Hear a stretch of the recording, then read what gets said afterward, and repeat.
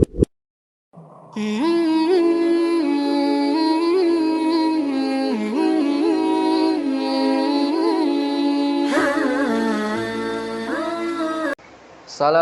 warahmatullahi wabarakatuh. Waalaikumsalam warahmatullahi wabarakatuh. Innal hamdalillah nahmaduhu wa nasta'inuhu wa nastaghfiruh wa na'udzu billahi min syururi anfusina wa min sayyiati a'malina wa may yahdihillahu fala mudillah wa may yudlilhu fala hadiyalah. Asyhadu alla ilaha illallah, asyhadu anna Muhammadar Rasulullah. Pertama-tama marilah kita panjatkan puji syukur atas kehadirat Allah Subhanahu wa taala karena telah memberikan kita nikmat, kesehatan dan kesempatan sehingga kita bisa berkumpul di Masjid Nurul Huda. Salawat sertakan salam kepada junjungan Nabi besar kita, Nabi Muhammad SAW.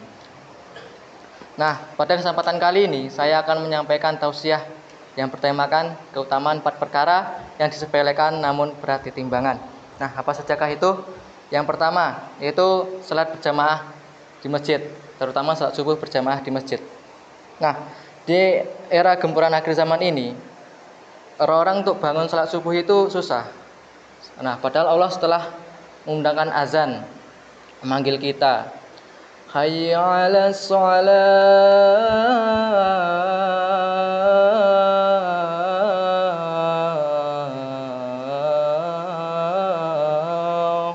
yang artinya marilah kita sholat. Tapi kita tidak juga kunjung bangun untuk melaksanakan sholat subuh di masjid. Nah, sampai-sampai di lafal azan sholat subuh ini diistimewakan oleh Allah dengan menambahkan lafal yang spesial, yaitu as-sholatu khairum minan naum, yang artinya sholat lebih baik daripada tidur. Tapi apa daya, kita tetap pulas dalam ketiduran. Nah, lihatlah sendiri pada masjid-masjid pada waktu sholat subuh, pasti jamaahnya cuma 4 atau 3 orang, satu saf saja tidak penuh, dan yang sholat itu pun hanya itu saja. Nah, tapi di saat giliran pacarnya yang nelpon suruh nemenin tidur atau sampai video call, nah, kita malah bersemangat langsung bangun. Nah, itulah. Nah, untuk itu Allah menyampaikan, memberitahu kita keutamaan sholat subuh berjamaah di masjid. Nah, yang pertama, kita subuh berjamaah di masjid maka mendapatkan jaminan oleh Allah Subhanahu wa taala. Nah, hadis riwayat Muslim ini menyampaikan, memberitahu kita bahwa sholat subuh berjamaah di masjid Allah memberikan kita perlindungan, jaminan. Nah, perlindungan apa itu? Perlindungan dari perkara yang buruk dan juga sifat-sifat yang buruk. Salah satunya itu sifat-sifat munafik. Kenapa? Karena sholat isya dan sholat subuh berjamaah di masjid ini dua hal yang sangat sulit dilakukan. Untuk itu, dengan kita sholat subuh berjamaah di masjid, kita sebagai orang beriman dapat dengan orang munafik. Intinya sholat berjamaah di masjid ini menjadi pembeda antara kita dengan orang-orang munafik. Nah, keutamaan yang kedua yaitu disaksikan langsung si ala gosakil laili Qur'anal fajr. Inna Qur'anal fajr kana mashudan, yang artinya laksanakanlah sholat sejak tergelincirnya matahari sampai gelapnya malam. Dan laksanakan pula sholat subuh. Sungguh sholat subuh itu disaksikan langsung oleh para malaikat. Nah, malaikat saja mensaksikan langsung kita sholat subuh berjamaah. Artinya malaikat kagum dengan kita yang sholat subuh berjamaah di masjid. Karena apa? Karena ketika lain sedang pulas tertidur, kita bangun dan bergerak ke masjid dalam gelapnya malam. Nah, itu akan menambah rezeki kita. Nah, lalu keutamaan yang ketiga yaitu pahalanya seperti sholat malam. Dalam sebuah hadis pernah diriwayatkan, orang yang sholat subuh berjamaah di masjid, orang yang melaksanakan sholat isya berjamaah, pahalanya seakan seperti orang yang melaksanakan sholat setengah malam. Dan orang yang melaksanakan subuh berjamaah akan mendapatkan pahala seperti sholat semalam suntuk. Hadis riwayat Muslim. Nah, untuk itu, untuk membangun semangat dan motivasi kita, yang teman-teman udah pada tahu belum ikrar kesatria masjid? Belum tahu? Nah, nanti ikutin saya dan sesuai nadanya ya, supaya mudah dihafalkan dan mudah diikuti. Dingin tetapi tetap subuh, Masjid adalah tempat terbaikku. Masjid adalah tempat terbaikku. Jangan mengusik kebebasanku. Jangan mengusik kebebasanku. Aku masbuk. Aku masbuk. Tidak akan. Tidak akan. Hidup atau mati hanyalah untuk beribadah kepada Allah. Hidup atau mati hanyalah untuk beribadah kepada Allah. Maju kesatria masjid. Maju kesatria masjid. Nah, semoga dengan tikar kesatriaan masjid ataupun benteng agar tetap menjaga Islamiyah di era gempuran akhir zaman ini. Nah, selanjutnya perkara yang kedua, yaitu saling mengingatkan dalam kebenaran dan kebaikan. Nah, di akhir zaman ini orang-orang enggan. Karena apa? Karena enggan untuk berkata apa adanya dan sesuai dengan faktanya. Karena apa? Paradigma pola pikir orang-orang zaman sekarang itu berbohong adalah salah satu senjata untuk melindungi dirinya dari kesalahan yang dilakukan. Dan sampai-sampai orang-orang menganggap orang yang melakukan kenakalan ataupun keburukan itu dianggap. Nah, padahal dalam keutamaan saling mengingatkan ini, Allah menyampaikan dalam Quran surat Al-Asr ayat 1 sampai 3, A'udzubillahi minasyaitonirrajim. Wal asri innal insana lafil kusri illal ladzina amanu wa amilus solihati wa tawassaw bil haqq wa tawassaw bis sabri. Nah, yang artinya demi masa. Sungguh manusia dalam kerugian. Nah, kecuali orang-orang yang beriman dan mengerjakan kebaikan serta saling menasihati untuk kebenaran serta saling mengingatkan untuk kesabaran. Quran surat Al-Asr ayat 1 sampai 3.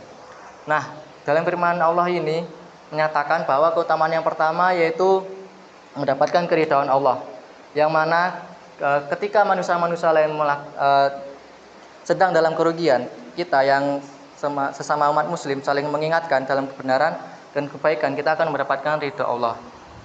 Contohnya untuk saling mengingatkan salat subuh atau untuk mengingatkan untuk tidak melakukan perbuatan-perbuatan jahat atau keji.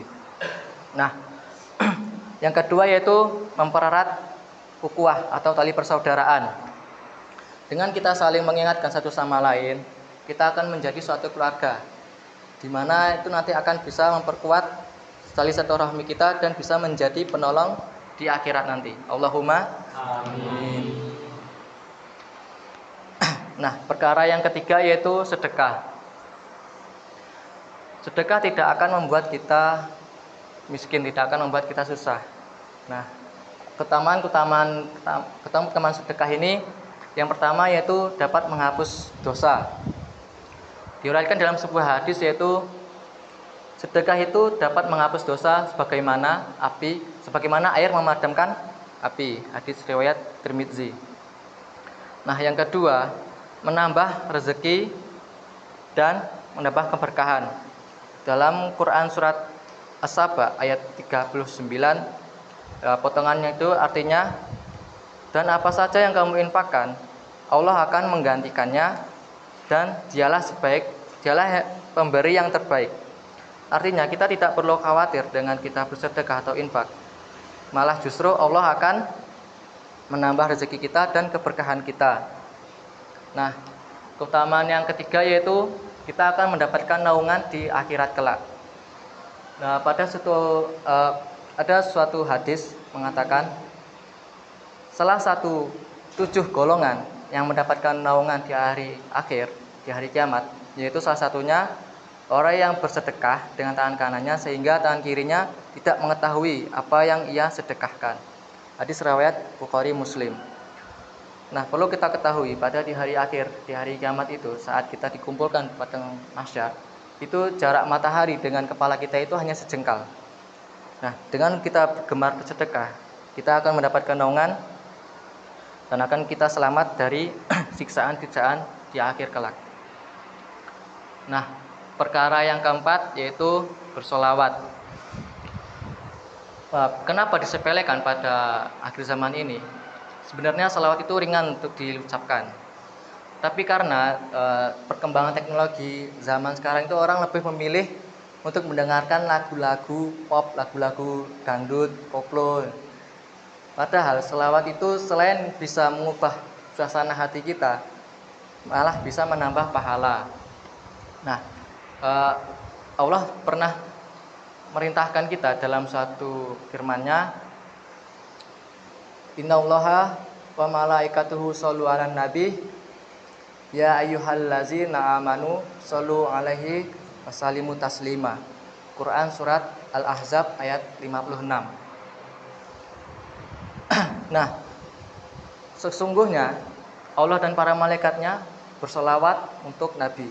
Nah, kita, wahai orang-orang yang beriman, diseru oleh Allah Subhanahu wa taala, bersolawatlah untuk Nabi kita, Nabi Muhammad SAW, dan ucapkanlah salam penghormatan kepadanya. Nah, salah satu utamanya apa? Kita bisa mendapatkan syafaat di akhirat kelak sebagai penolong kita di akhirat kelak nanti. Dan kita bisa mendekatkan hati kita, keyakinan kita kepada junjungan Nabi besar kita, Nabi Muhammad SAW. Nah, dengan kesempatan yang ada ini, marilah kita berselawat sejenak bersama-sama. Salatullah salamullah ala tuha rasulillah. Salatullah salamullah ala yasin habibillah. Yuk bersama-sama yuk. Salatullah salamullah ala tuha rasulillah. Salatullah salamullah ala yasin habibillah. Kurang bersemangat nih kayaknya. Coba kita ganti selawat yang lain ya, lebih bersemangat lagi. Nabi putra Abdullah, semangat. Nabi kekasih Allah, yuk bareng. Maulaya sholli wa sallim daiman abadan ala habibika khairil khalqi kullihim. Nah, sebagai penutupan tausiah pada siang hari ini, marilah kita berdoa sejenak. Auzubillahiminasyaitonirrajim. Bismillahirrahmanirrahim. Alhamdulillahirabbil alamin arrahmanirrahim maliki yaumiddin iyyaka na'budu wa iyyaka nasta'in ihdinas siratal mustaqim siratal ladzina an'amta 'alaihim ghairil maghdubi 'alaihim waladdallin. Bismillahirrahmanirrahim. Allahumma firli muslimin wal muslimat wal mu'minina wal mu'minat al hayyil amwat bi rahmatika ya arhamar rahimin. Bismillahirrahmanirrahim. Asyhadu an la ilaha illallah, asyhadu anna Muhammadan Rasulullah. Allahumma shalli ala Muhammad wa ala alihi Muhammad kama shallaita ala Ibrahim wa ala alihi Ibrahim wa barik ala Muhammad wa ala alihi Muhammad kama barakta ala Ibrahim wa ala alihi Ibrahim fil alamin innaka Hamidum Majid. Bismillahirrahmanirrahim. Allahumma firli wa li walidayya warhamhuma kama rabbayani shaghira. Rabbana atina fid dunya hasanah wa fil akhirati hasanah wa qina azabannar. Amin amin ya rabbal alamin. Nah, dengan apa yang saya sampaikan semoga bisa bermanfaat bagi kita semua sehingga di gempuran akhir zaman ini kita sebagai pemuda-pemudi Islam bisa tetap menjaga Islamiyah kita di akhir zaman dan bisa sebagai penolong di akhir zaman kelak. Wabillahi taufiq wal hidayah. Terima kasih. Wassalamualaikum warahmatullahi wabarakatuh. Waalaikumsalam.